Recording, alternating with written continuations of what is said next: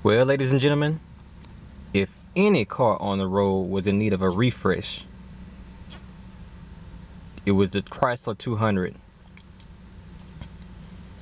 And here it is. This is the 2015 Chrysler 200, completely revamped. I mean, completely revamped. First of all, let's take a look from my perspective across this cabin.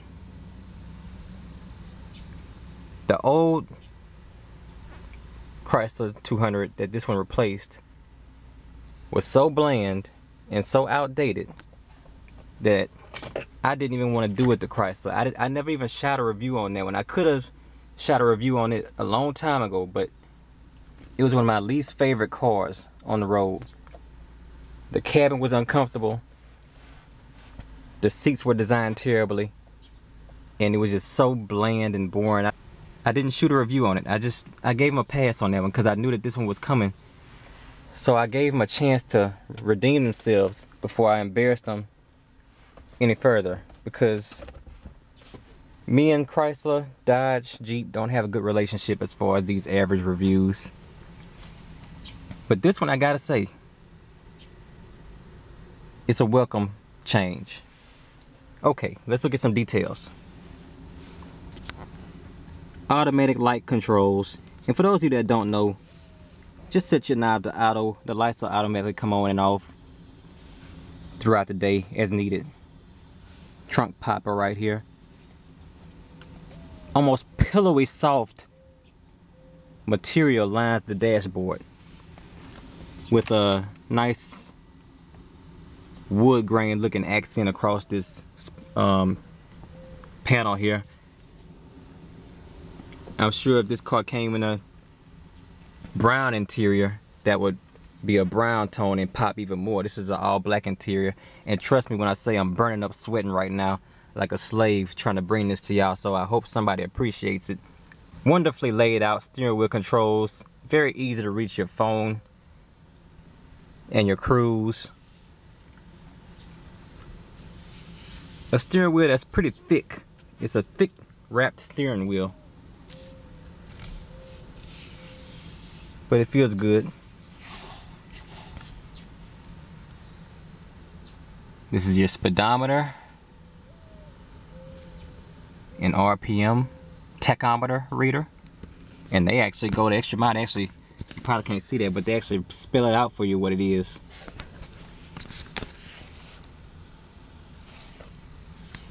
And when you start the car up, it lights up in a blue accent.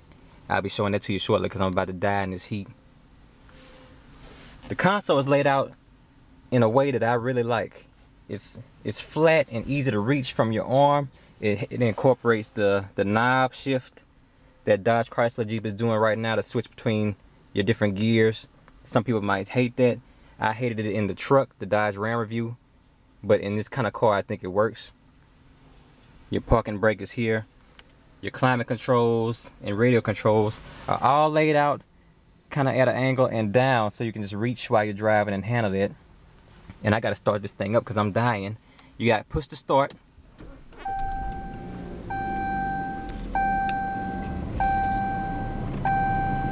And your radio lights up here with that blue accent. See that? That's a nice touch. The radio is a touch panel with buttons as well, which is, I think, the best way to do it, because sometimes you need a button for faster access, and the touch screens kind of lag sometimes. You got automatic climate controls, all operated from the button, and you also have heated seats in this thing. Pretty sure this is a base trim. Everything is laid out down here, and it's easy to work with. And you know, this is a unique way to put your car in gear. Soft touch panel all across.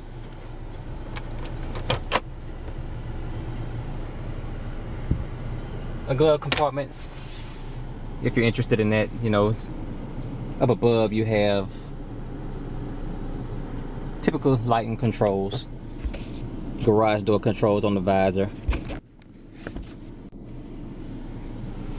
And nice leather seats.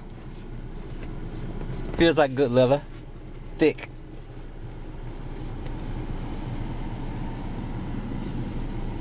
Cup holders and your armrest. There's a deep armrest compartment for some things. Now, I'm gonna have to search here because I'm not seeing an MP3 player or iPod jack, and I know it's in here. There you go, hidden compartment. Somebody left a bottle cap in here. There you go. Auxiliary, charger, and iPod USB jack. Neatly tucked away in this extra compartment that you switch to slide back and forth. That's nifty. Let me give y'all the back seat view so you can see exactly what you're working with.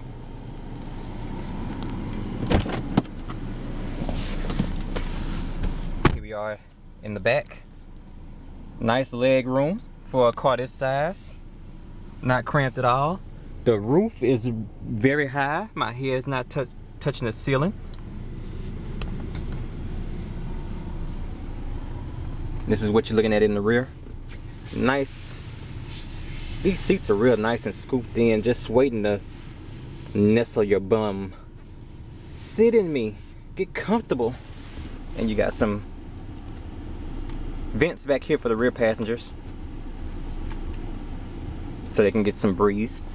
And you know, compartments back here for magazines or whatever, like you're on an airplane. Anyway, let's get that front on shot.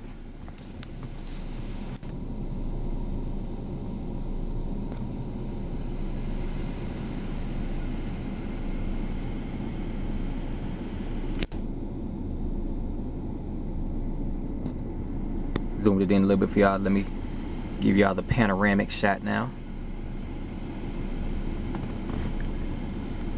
This is the basic black interior. If it was me, I'd probably go for like the lighter interior with the tan and brown accents. I think that pops a little more. It's attractive. Looks way more modern than that last generation Chrysler 200. Trust me. Let's see what we're working with as far as trunk room. Nice. Nice size trunk for a car this size.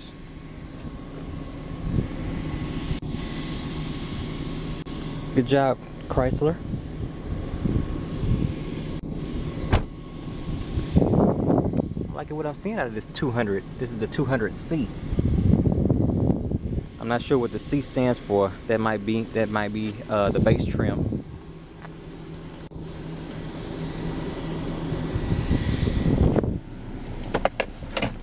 That's probably what that stands for. Well, it's the moment of truth. Time to put it in gear and see how it drives. Futuristic knob is enabled. Let's go. Right off the bat, I can say that the wheel handles much more smoothly than I'm used to from a Chrysler. Almost Toyota-like. Almost. Those of you that drive Toyotas can relate when I say that the wheel is like very easy to handle, and this feels real close to that. You don't have to really put effort into turning. I love that feeling when you can glide through turns.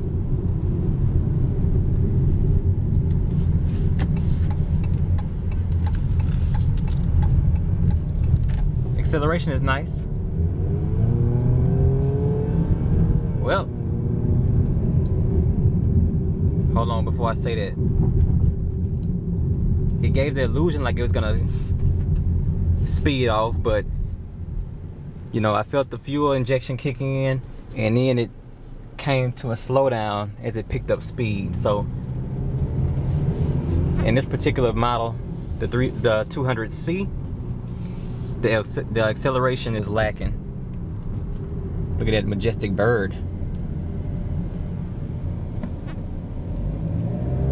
Don't really usually see that bird walking across the street. But the braking was nice. I had time to stop so he didn't get hit. That wouldn't have been good for the review.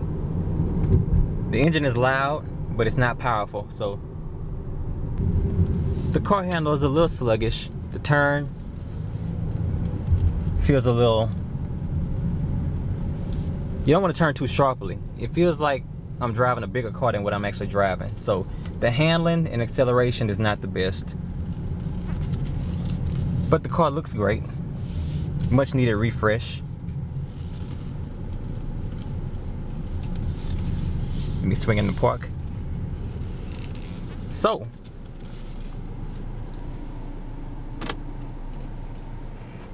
what's my average guy impression and review of it? Kudos to Chrysler for this attractive redesign. The interior is nice looking and it feels like quality. You know, some areas still feel like cheap plastic like this.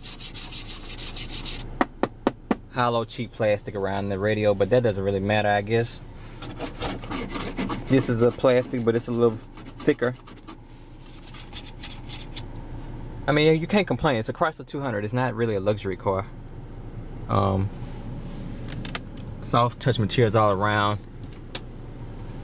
You know, on initial impression, it's nice.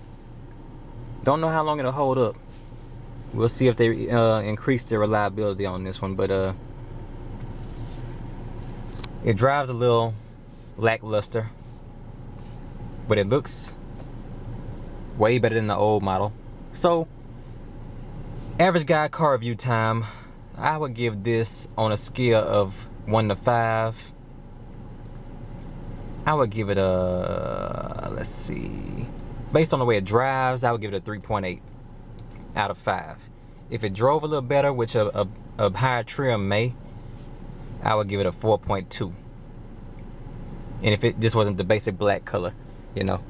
But I've seen the Chryslers that come in two-tone, and I really like those. They have like a brown seat and a wood accent that really pops out at you. I'm sure that would look beautiful in this car. I would definitely check that one out. So, yeah, I would give it between a 3.8 and 4.2. You know, if this was a higher trim with nicer colors, I'd go ahead and bump it up to a 4.2. This is the initial impression. The car's barely been out a few months. We'll have to see how it holds up as far as longevity. But I want to say good job on this one, Chrysler. But I can't until I see how it really holds up. So I'm going to give it a tentative good job based on